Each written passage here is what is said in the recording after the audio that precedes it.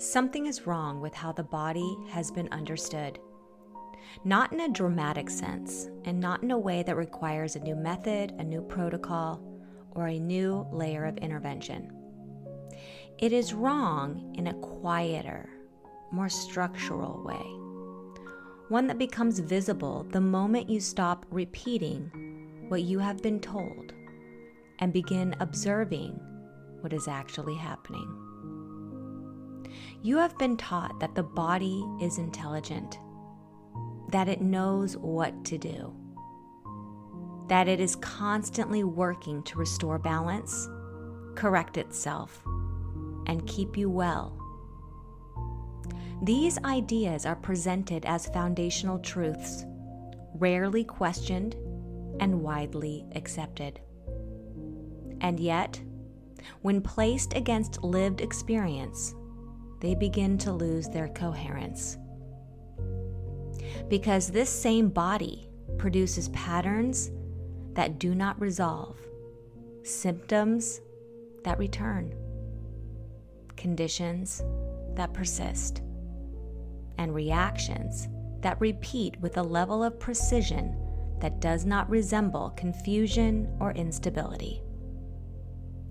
Chronic issues do not behave like errors correcting themselves. They behave like something being maintained. Recurring patterns do not behave like disorder. They behave like something being followed.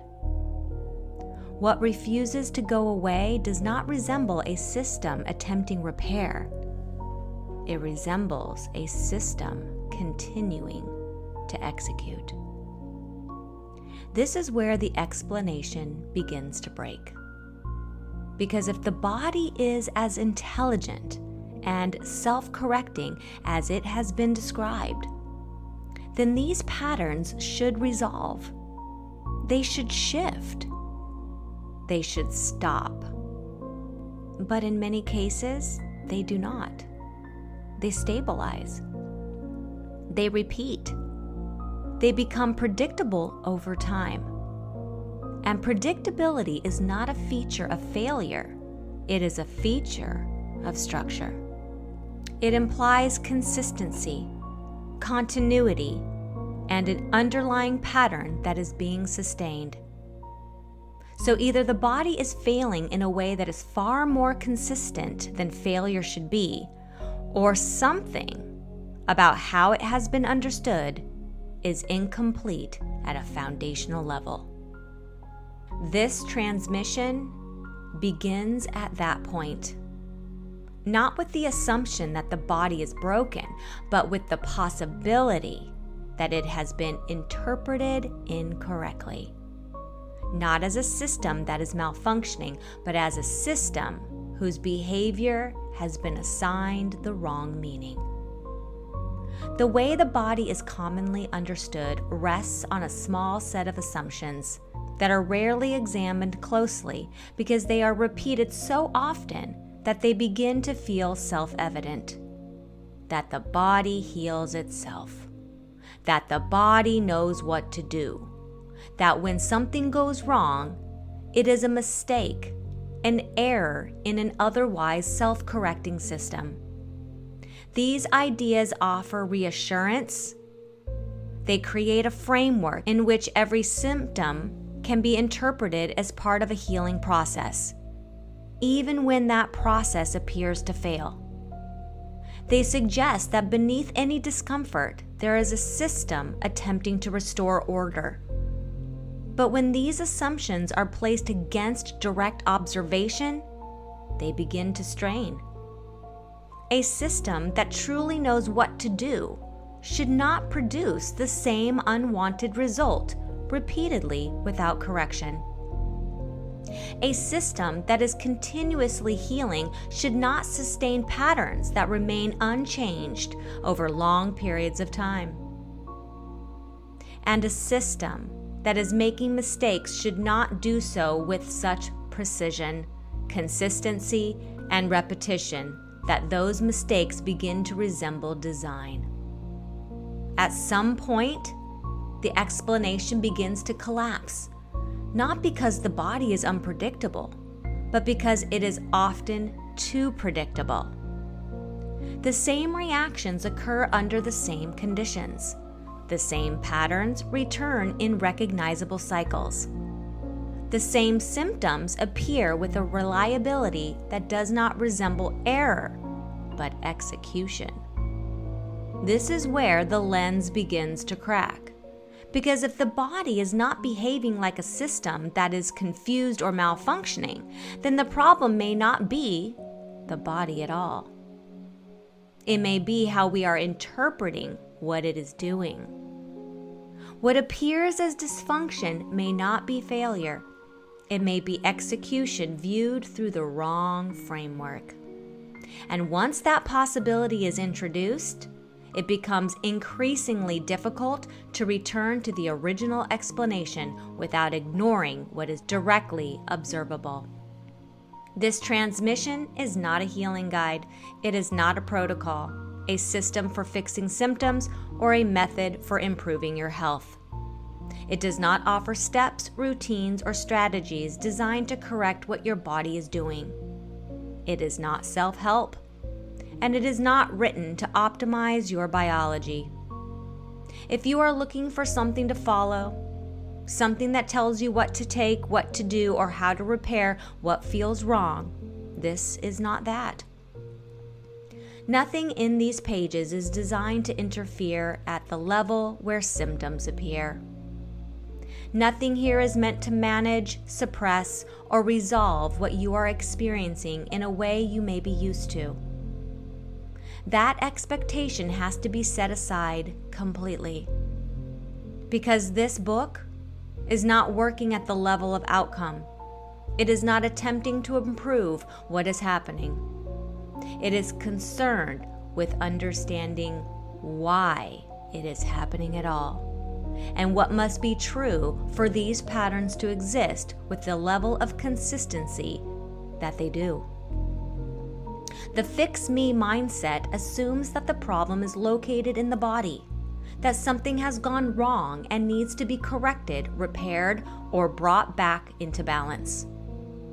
This assumption directs attention toward the visible layer of experience, where symptoms appear and are most easily identified. But this book does not begin there. It begins with the possibility that what you are trying to fix is not the origin of the problem, and that continuing to approach it at that level will keep you looking in the wrong place. Instead of intervening in what the body is doing, this book steps back and examines how it is doing it. And from that shift in position, a different picture begins to emerge. One in which the body is not the source of the problem, but the place where something becomes visible after it has already been set in motion. This book does something simpler and more disruptive than offering a solution. It redefines what biology is, not as a system that decides, evaluates, or corrects itself, but as a system that responds, carries out, and expresses. A system that is active, precise, and consistent, but not necessarily self-governing in the way it has been described. From that shift, symptoms begin to look different, not as random errors or signals of breakdown, but as outputs, results that follow a pattern, that repeat, and that occur with a level of consistency that suggests they are being produced, not accidentally generated. What initially appears chaotic begins to show signs of organization. What appears unpredictable begins to reveal structure. And what appears personal begins to detach from the assumption that it originates within the body itself. At the center of this shift is a distinction that is often overlooked because of how simple it is. Biology may not be deciding what happens. It may be executing something. That distinction changes the direction of inquiry entirely. Because if biology is not the authority, if it is not the source of instruction, then what it produces cannot be understood by looking at it alone. It must be understood in relation to whatever it is responding to. This book stays with that question, allowing it to deepen rather than rushing to resolve it, because its implications extend further than they initially appear. If biology is observed without assumption, it reveals a pattern that is difficult to ignore. It is precise. It is consistent. It is responsive. The same inputs produce the same outputs. The same conditions generate the same reactions. Even what is called dysfunction follows structure. This creates a tension that cannot be resolved by the explanations that have been given. Because a system that behaves with this level of precision is not disorganized. A system that repeats with this level of consistency is not failing in an unpredictable way. A system that responds so accurately is not acting without direction, which means the outcomes, whether desired or not, are not happening arbitrarily. They are being produced, sustained, and repeated within a pattern that has not yet been properly identified. And if they are being produced, then they are not simply the result of biology acting on its own. The question narrows. If biology is not acting randomly and it is not deciding what is happening, then something else is. What follows does not require belief. It requires observation. The ideas in this book are not presented to be agreed with or adopted, but to be seen directly and without interpretation layered on top of them.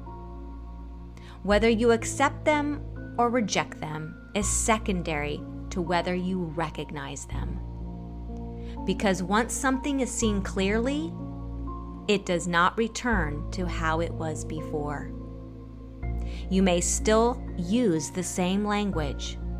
You may still move through the same systems, but the way you look at what your body is doing will not remain the same.